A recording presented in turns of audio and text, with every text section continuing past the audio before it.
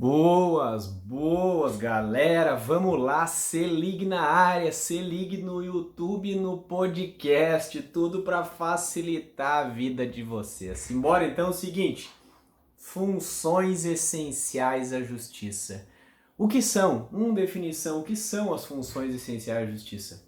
Funções essenciais à justiça são as instituições, os órgãos permanentes estabelecidos na Constituição que servem para provocar o Poder Judiciário, que servem para fazer o Poder Judiciário prestar a jurisdição e retirá-lo da inércia que lhe é peculiar. Essas são uma definição básica de funções essenciais à justiça. Esses órgãos que nós vamos falar agora, eles não integram o Poder Judiciário. Não integram o Poder Judiciário, tá? O juiz não manda neles. Eles não têm relação com o Poder Judiciário. Eles são órgãos totalmente independentes, tá? Independentes do Poder Judiciário, tá bom? Eles não estão vinculados, não são empregados, não prestam dever ao Poder Judiciário, mas eles são essenciais à jurisdição, à prestação da jurisdição. Por quê? Porque eles servem para provocar o Poder Judiciário. São as instituições, eu criei aqui, apresentar aqui um organograma para vocês. As instituições que compõem as funções essenciais da justiça são elas: o Ministério Público, a Advocacia e a Defensoria, tá? Ministério Público, a Advocacia e Defensoria Pública. O Ministério Público da União, por sua vez, embora ele seja indivisível, ele tem três vertentes, tá? Para acompanhar até mesmo a estruturação da justiça. Então ele tem três vertentes. Ele tem o Ministério Público da União, o Ministério Público dos Estados e ainda o Ministério Público no Tribunal de Contas da União. A advocacia, ela também, por sua vez, ela tem duas vertentes. Ela tem uma advocacia pública, que também é dividida em advocacia da União, dos Estados e do município, e a advocacia privada, que é o advogado, tá? E ainda a Defensoria Pública, que por sua vez é dividida em Defensoria Pública da União e dos Estados. O Ministério Público, que eu havia falado ali em cima, ó, o Ministério Público da União, ele é dividido em MPF, MPT, MPM e MPDFT. O Ministério Público, nós vamos ver na sequência os princípios, ele é uma instituição una. O Ministério Público brasileiro é um só. Contudo, ele é estruturado de forma escalonada para justamente se encaixar perfeitamente na jurisdição, tá? Então, tem a Justiça Federal, lá vai atuar o Ministério Público Federal. Na Justiça Estadual, quem vai promover as ações é o Ministério Público Estadual, tá? Então, por isso que tem esse escalonamento, essa estruturação, mas ele é uma entidade no Brasil única, que tem seu chefe geral lá, o Procurador-Geral da República, tá bom? Voltando aqui no próximo quadro. Olha lá, o Ministério Público. O Ministério Público, as funções essenciais de justiça estão nos artigos 127 a 135. O Ministério Público, 127 a 129 da Constituição. Tá? O Ministério Público, ele tem por princípios a unidade, a indivisibilidade e a independência funcional. Tá? O que significa esses princípios? O Ministério Público, ele é uno, embora, como eu falei, ele é escalonado para acompanhar o escalonamento e a organização da justiça, ele é uma instituição única. O Ministério Público do Brasil é chefiado pelo Procurador-Geral da República, tá? Ele é uma instituição indivisível. Por que ele é uma instituição indivisível? É diferente dos juízes, que o juiz ele fica atrelado àquele processo, né? Agora eu esqueci o nome do princípio que vincula da perpetuatio jurisdictionis, que o juiz fica perpetuado numa causa ali, não pode fazer alterações, né, durante o processo. O Ministério Público não. O Ministério Público, como ele é uma entidade indivisível, pode um membro do Ministério Público substituir o outro sem problema algum, tá? Está de férias, faltou, vai um outro na audiência e não há prejuízo, né, à atuação ministerial. E também tem o princípio da independência funcional. O que significa o princípio da independência funcional? O membro, o atuante do Ministério Público, ele é independente. Ele tem que garantir, ele tem que observar o quê? A lei e a Constituição. Essa é a vinculação dele. Ele pode pedir arquivamento se ele verifica num processo, que é o caso de arquivamento, ele pode pedir o arquivamento. Ele não fica atrelado, tá, a qualquer determinação. O que ele fica atrelado? A lei e a Constituição. Lembrando para vocês que, como eu falei no início, existe o Ministério Público da União e dentro do Ministério Público da União tem o Ministério Público Federal, né? O Ministério Público Federal, o cargo lá de promotor, vamos dizer, dentro do Ministério Público Federal é chamado de Procurador da República, tá bom? Dentro do Ministério Público da União tem o Ministério Público Federal, o Ministério Público Militar, o Ministério Público do Trabalho e o Ministério Público do Distrito Federal e Territórios. Todos eles, né, por procuradores da República, todos por concurso e tudo mais. O Ministério Público do Estado, o Ministério Público no âmbito dos Estados vai ser o Ministério Público Estadual, né, cujo membro ali, o cargo principal, é o promotor de justiça. Dentro do Ministério Público tem diversos cargos, tem cargos de analistas, de assistentes, de técnicos, todos eles providos por concurso, né? A exemplo do cargo do Procurador da República, do Promotor de Justiça, todos os cargos são providos por recurso. E ainda por concurso. E ainda tem o Ministério Público no Tribunal de Contas, o Ministério Público no Tribunal de Contas da União. O que faz? Ele faz as imputações das contas, né, para que o tribunal se manifeste com relação às contas de um dos agentes públicos, tá? Ele verifica, ele faz uma investigação sobre as contas, ele verifica a irregularidade, ele leva essa irregularidade ao Tribunal de Contas para que o Tribunal de Contas julgue aquela irregularidade, tá bom? O Ministério Público, ele tem por funções institucionais, olha só, ele tem por funções a exclusividade da ação penal, tá? Nós temos lá do artigo 129, promover a exclusividade, que eu falei, não, privatividade. Ele promove privativamente a ação penal. O que significa isso? Significa que se você cometer um crime de ação penal pública, tá? O que você vai conhecer? O Ministério Público. O Ministério Público que vai fazer a acusação, que vai dar início à acusação contra você, porque é privativa, a ação penal pública é privativa do Ministério Público, tá? Então os crimes de roubo, de furto, latrocínio, homicídio, quem vai levar a pessoa a juízo para julgamento é o Ministério Público. Lembrando, se o crime tiver ofensa aos interesses da União, quem fará a acusação é o Ministério Público Federal. Se os crimes relativos às Forças Armadas, a acusação será feita pelo Ministério Público Militar, tá? Crime lá no Distrito Federal e Territórios, a acusação será feita pelo Ministério Público do Distrito Federal e Territórios, tá bom? Nas causas trabalhistas, ali na função de custos leves e ajuizando algumas ações, tem o Ministério Público do Trabalho. Furto simples, por exemplo, praticado contra a casa de uma pessoa. Quem leva o autor do fato ali ao Poder Judiciário? É o Ministério Público Estadual, tá? Lembro também que o Ministério, toda a causa que tiver interesse da União, crimes contra o patrimônio da União, quem investiga é a Polícia Federal, juntamente com o Ministério Público Federal, e quem faz a denúncia é o Ministério Público Federal, e é julgada na Justiça Federal, tá bom? O Ministério Público ainda tem por função zelar pelo efetivo respeito aos poderes constituídos da República, ao Poder Legislativo, Executivo, Judiciário e aos serviços de relevância pública. Ele também, olha só, ele tem a exclusividade do inquérito civil, tá? Uma infração penal, ela será investigada com inquérito policial, né? Ou então com procedimento investigatório criminal dentro do Ministério Público. Já uma infração civil, ofensa aos direitos do povo, por exemplo, um dano ambiental, tá? Que não é crime, mas uma construção irregular, tá? Até pode ser crime. Pode ser, porque as esferas são independentes, um fato pode ser já apuração, punição administrativa, civil e penal, tá?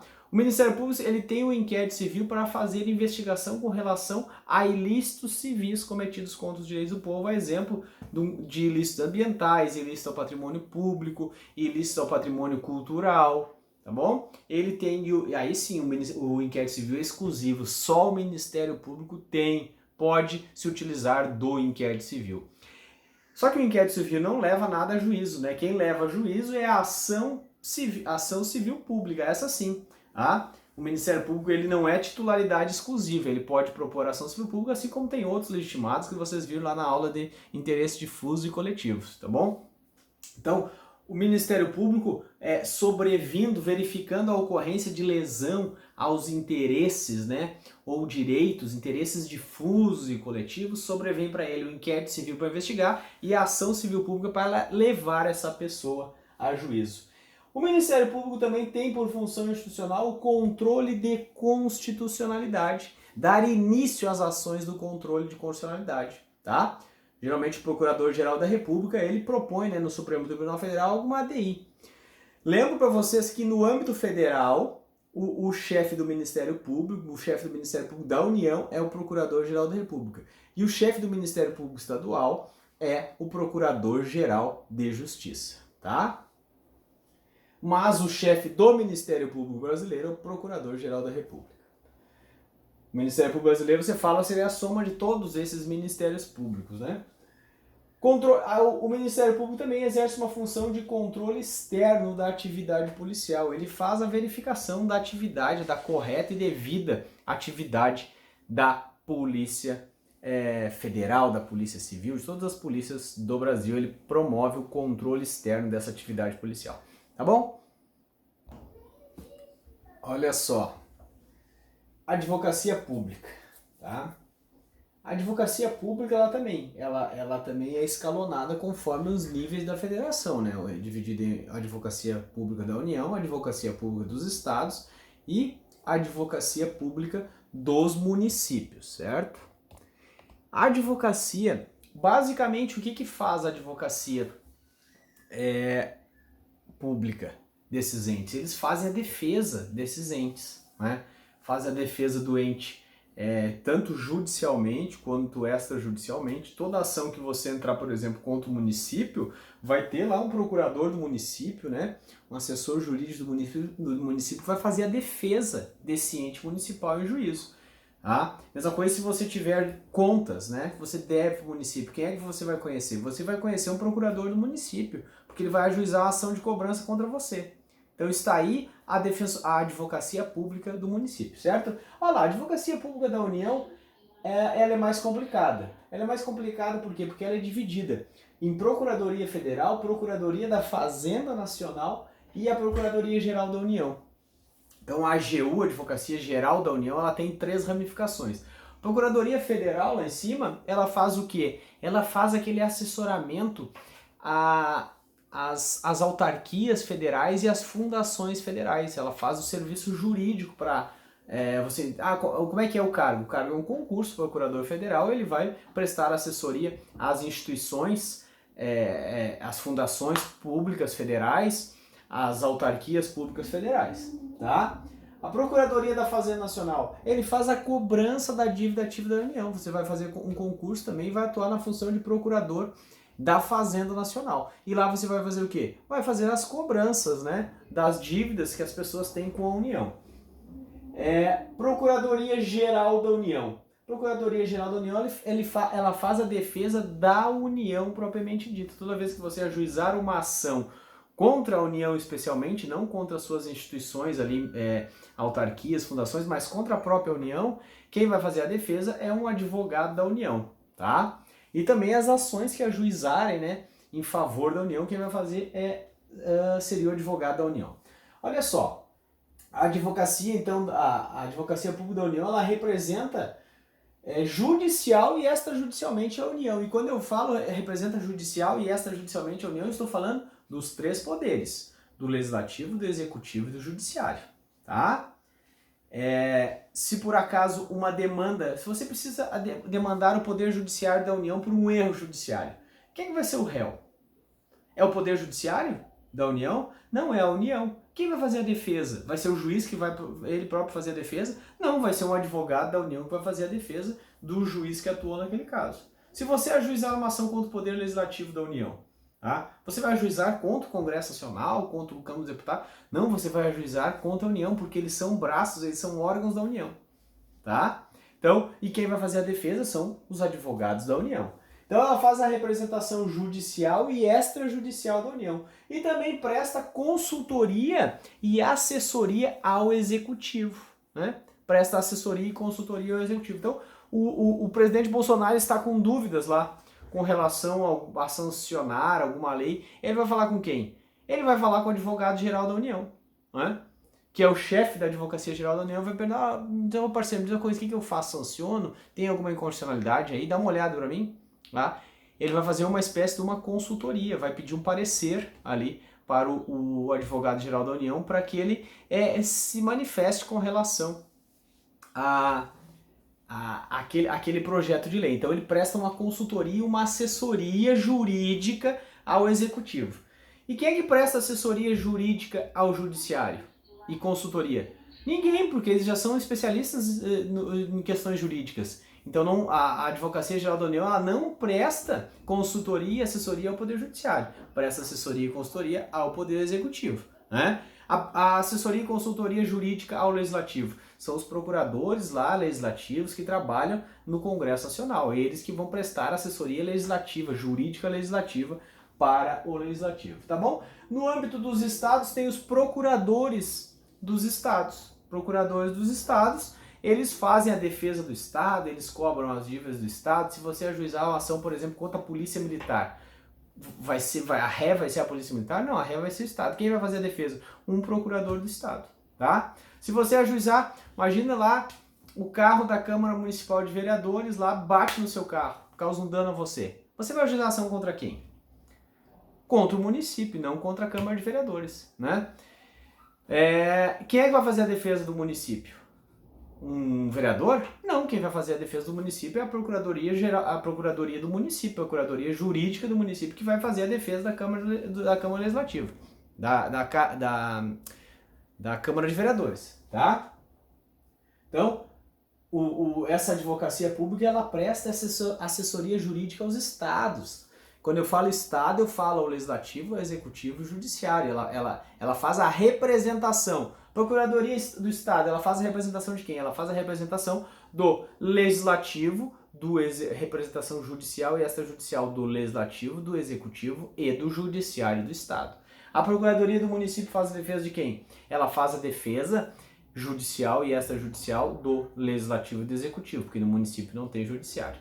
Tá bom? Beleza?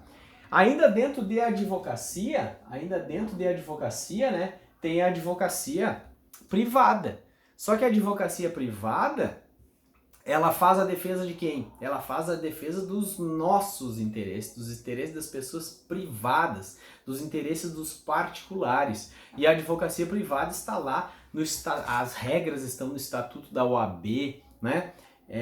No Código de Ética da OAB. E é preciso concurso para a advocacia privada? Não, na realidade você precisa fazer a faculdade de Direito e você precisa passar na prova da OAB para exercer a advocacia privada. E a advocacia privada, ela faz o quê? Faz valer os direitos das pessoas que os contratarem. Então, o advogado lá, ele tem por atribuição zelar pelo nosso direito, zelar pelo direito da pessoa que contratou ele.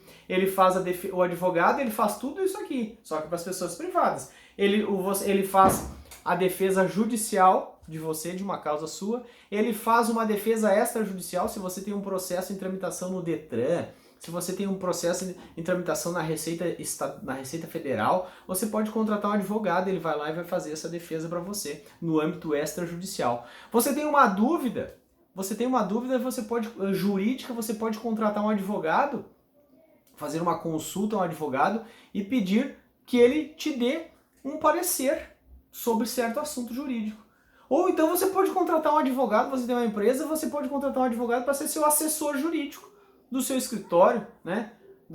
De qualquer comércio que você tem, você pode contratar um advogado. Então o advogado, ele faz a função, ele faz a representação judicial e extrajudicial das pessoas particulares, dos particulares, e ele também presta consultoria e assessoria jurídica aos particulares, tá bom? Então, ao lado da advocacia pública também tem a advocacia privada, que é exercida pelos particulares. A advocacia pública, ela é exercida por pessoas também aprovadas em concurso, que fizeram faculdade de Direito, que passaram na prova da ordem, mas que não exercem, em regra eles não exercem, tem exceções, mas em regra eles não exercem advocacia privada, tá? E eles entram nos cargos por concurso. Então, se você vai ver aqui, tem diversos concursos, né? Concurso no âmbito da Advocacia Geral da União, para Procuradorias do Estado, Procuradoria dos Municípios, tá bom? Para finalizar aqui, Defensoria Pública também é função essencial à justiça. E só o que eu esqueci de falar, eu acho, ali, não sei se eu falei, a advocacia, por exemplo, a advocacia privada, ela é cláusula pétrea, não tem como retirar, tá? Porque ela garante a observância aos direitos das pessoas. Sem o advogado, você não consegue levar as suas demandas ao juízo, você não terá técnica suficiente para levar suas demandas e que elas sejam analisadas pelo Poder Judiciário. Então, a segundo a doutrina constitucional, essas funções essenciais da justiça, essas três, Ministério Público, Advocacia e Defensoria Pública, elas são cláusulas pétreas na nossa Constituição, não podem ser retiradas. Defensoria Pública. Defensoria Pública também é dividida em Defensoria Pública da União e Defensoria Pública dos Estados. Por que tem esse escalonamento? Porque a justiça é escalonada. Na Justiça Federal, quem atua? Qual é o defensor público que vai atuar na Justiça Federal? O defensor público da União. Tá? Lá na Justiça Federal vai ter o juiz federal, vai ter um procurador da República pelo Ministério Público Federal e também vai ter o defensor público da União pela Defensoria Pública. Então a Defensoria Pública, né, como eu estava falando, ela é escalonada, tá? Você é investigado pela Polícia Federal, é denunciado pelo Ministério Público Federal, não tem condições, eu vou falar ali o requisito, não tem condições de contratar um advogado para fazer a sua defesa. Quem fará a defesa? Um defensor público da União. Se for no âmbito dos estados, se você cometer um crime de competência da Justiça Estadual, você vai ser denunciado, vai ser investigado pela Polícia Civil Estadual, vai denunciado pelo Ministério Público Estadual, não tem condições de contratar um advogado, quem vai fazer a defesa para você? Um defensor público do Estado, tá? Ambos os cargos também, privativo de bacharel em Direito, né? Depende de concurso. Dentro dessas instituições tem diversos outros concursos para se fazer também, tá? De diversos cargos dentro da instituição, mas o principal cargo é o Defensor Público da União e o Defensor Público dos Estados, tá bom? O que faz a Defensoria Pública? Ela presta assistência judiciária, assistência jurídica ou judiciária aos necessitados, tá? Ela não presta só, eu botei assistência judiciária, mas não só judiciária, ela presta uma assistência extrajudicial, ela presta uma assistência jurídica no âmbito judicial quanto no âmbito extrajudicial. Se você tem um procedimento extrajudicial também que tramita numa receita estadual, né, que tramita em algum município, você precisa de conhecimentos jurídicos para fazer uma defesa naquele processo administrativo, você pode ir na Defensoria Pública também, tá? Porque ela faz assistência jurídica integral, né, no âmbito judicial e extrajudicial dos necessitados. Quem são os necessitados? São aquelas pessoas que integram um grupo familiar cuja renda máxima desse grupo é 3 salários mínimos. Então quem integra um grupo cuja renda máxima é 3 salários mínimos, tem direito aos serviços, né, da Defensoria Pública, tá bom? Então ela presta assistência jurídica. Não confundir, né, com e essa Defensoria Pública, ela é um direito fundamental, tem previsão na Constituição. Então a Defensoria Pública é cláusula pétrea, não pode ser retirada, porque isso é a prestação da assistência jurídica aos necessitados. Isso a pessoa que é necessitada nos termos da lei tem direito fundamental à Defensoria Pública. Não pode, então, ser retirada, é cláusula pétrea, tá bom? Outra coisa, não confunda assistência jurídica, tá, com gratuidade da justiça. Assistência jurídica com gratuidade da justiça, tá bom?